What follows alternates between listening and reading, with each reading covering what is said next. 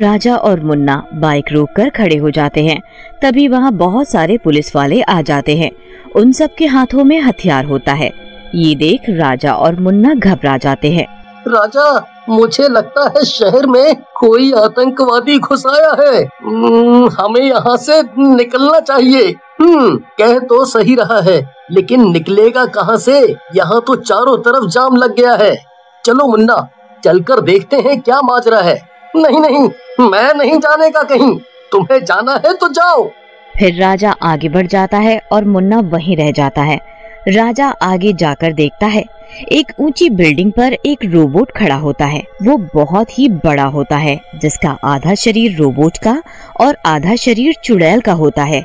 ये देख राजा घबरा जाता है और बोलता है, ये क्या बला है भाई? चुड़ैल रोबोट या रोबोट चुड़ैल? तभी वहाँ मुन्ना भी आ जाता है। वो भी उस चुड़ैल रोबोट को देखकर हैरान रह जाता है। उधर पुलिस वाले उस चुड़ैल रोबोट पर लगातार गोलियां चलाते रहते हैं, पर उस चुड़ैल पर गोलियों का कोई असर नहीं होता, बल्कि वो हंसते हुए कहती है,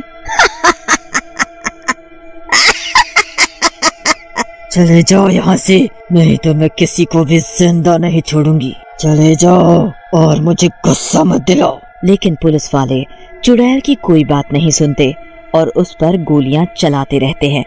ये देख चुड़ैल को गुस्सा आ जाता है और वो पुलिस वालों के पास जाकर उन्हें मारना शुरू कर देती है। मैं कह रही थी ना कि ये खिलौने मत चलाओ, लेकिन मेरी बात नहीं सुनी तुम लोगों ने। अब मरो सारे के सारे। चुड़ैल के ऐसा कहते ही वहाँ खड़ी भीड़ वहाँ से भागना शुरू कर देती है। चारों तरफ से बचाओ बचाओ की आवाजें आने लगती है। ये देख चुड़ैल हंसने लगती है और बोलती है, तुम लोग मुझे मारना चाहते थे और अब अपनी जिंदगी बचाने के लिए भाग रहे हो। मजा आ गया। भागो, कहाँ तक भागोगे? एक न एक दिन सब मरोगे। तभी चुड़ैल वहाँ पड़ी हुई बंदूकें उठाकर खाने लगती है। मुन्ना और राजा ये सब देख रहे होते हैं। राजा और मुन्ना एक जगह छिप जाते हैं। तभी चुड़ैल बंदूकें खाना बंद कर देती है और भीड़ की तरफ बढ़ती है। भीड़ के पास जाकर वो अपना मुंह खोल देती है। उसके मुंह से बंदूक की गोलियां निकलने लगती है। मुझे गोली से मारना चाह रहे थे तुम? लो, अपनी गोलियां खुद खाकर देखो। चुड़ैल के मुंह से निकली गोलियां वहाँ खड़ी भीड़ को लगने लगती हैं। थोड़ी देर में ही वहाँ लाशें ही लाशें पड़ी होती है। आज के लिए बस इतना काफी है, मैं फिर आऊंगी। ऐसा कहकर वो रोबोट चुड़ैल वहाँ से चली जाती है। राजा और मुन्ना ये सब अपनी आंखों से देखकर बहुत दुखी होते हैं। ये क्या बला थी मुन्ना? इसने तो पूरे शहर में मौत बांट दी, इतने लोगों को मार डाला। सही कह रहे हो राजा, इतनी लाशें तो मैंने कभी नहीं देखी। ऐसा लगता है हमारा शहर मुर्दों का शहर बन गया है।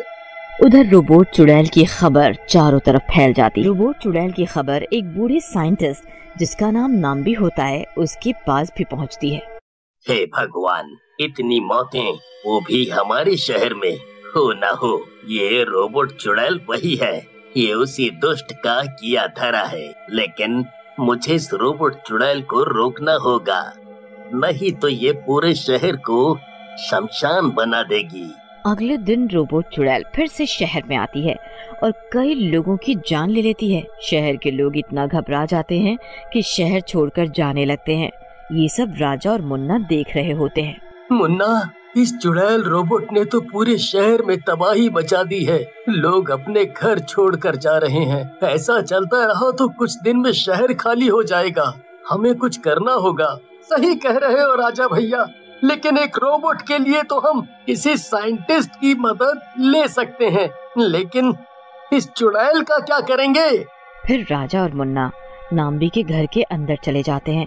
नाम्बी उन्हें देखकर हैरान होता है और बोलता है, अरे राजा भाई, ये कहाँ आ गए हम? क्या करने वाले हैं हम? तुम्ही ने तो कहा था हमें किसी साइंटिस्ट की मदद लेनी चाहिए।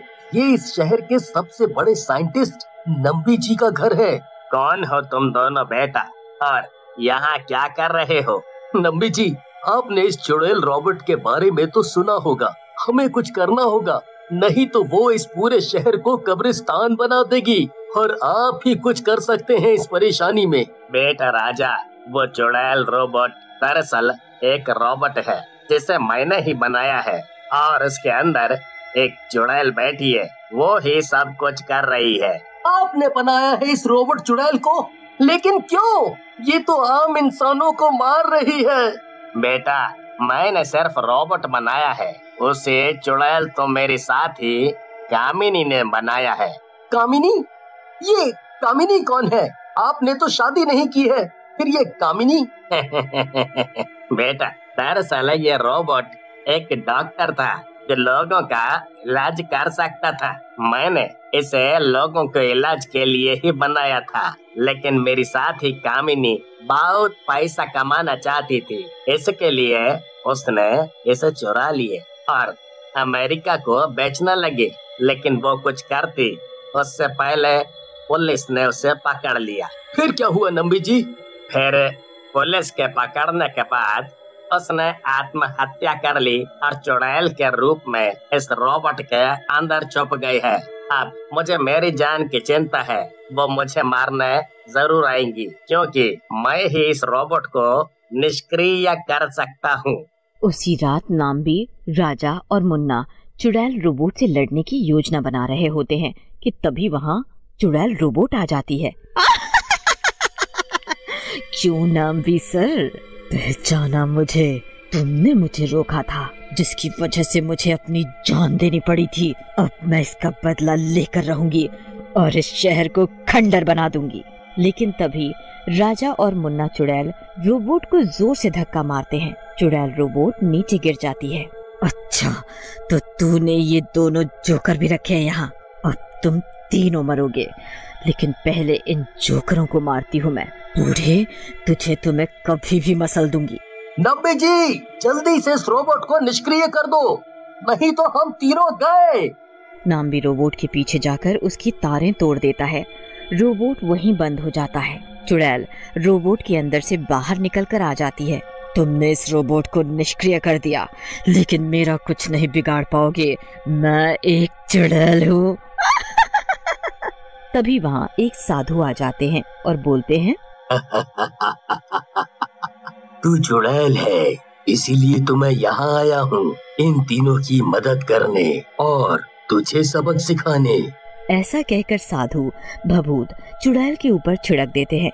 भभूत के गिरते ही चुड़ैल जलने लगती है और थोड़ी देर में गायब हो जाती है।